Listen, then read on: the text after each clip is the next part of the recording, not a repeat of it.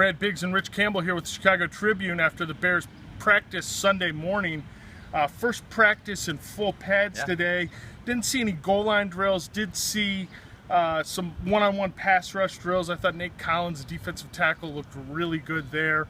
But maybe the thing that stood out the most in practice today, though, was on special teams.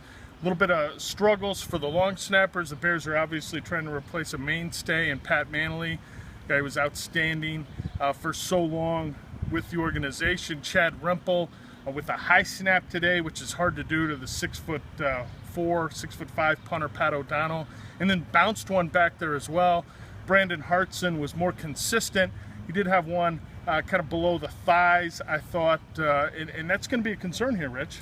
Right, and Rempel is your 10-year CFL veteran, and then Hartson is the younger guy. And so you go with experience versus youth and who can be the most consistent. And that's what we're going to have to find as we go along through the preseason here. Mark Trestman said today he likes these reps because they're pressure-filled and it's an ongoing competition. They'll take the whole body of work into account, but we see them off the starting line today. Yeah, and it wasn't great off the starting line, and they're trying to replace a guy who basically had an air-free NFL career. I'm a little surprised when you look at it now and say, would it have made more sense to have a guy with NFL experience battling one of these guys that has not played in the NFL before? But just one practice, something to keep an eye on moving forward. Obviously, they'll be in full pads again tomorrow.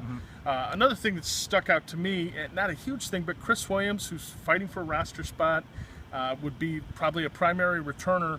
Has made a couple nice catches at wide receiver during these 3 days of practices so far. So a lot of stuff going on. Right, and we saw the punters finally get after it today. Pat O'Donnell outkicked Tressway in just about every way possible. Hang time, distance, direction. Consistency. And as we look at that quote-unquote competition, you're looking at a draft pick against a guy who wasn't drafted. The Bears obviously invested a draft pick, a 6th-rounder in Pat O'Donnell, because they think he can consistently do the things that we saw today. It would take a tremendous effort by Tressway to unseat a draft pick, and I think we saw today that, I don't know if we want to say that it's not really a competition, but Pat O'Donnell's really in the driver's seat. Yeah, he's got a leg up in the punting competition. Good one.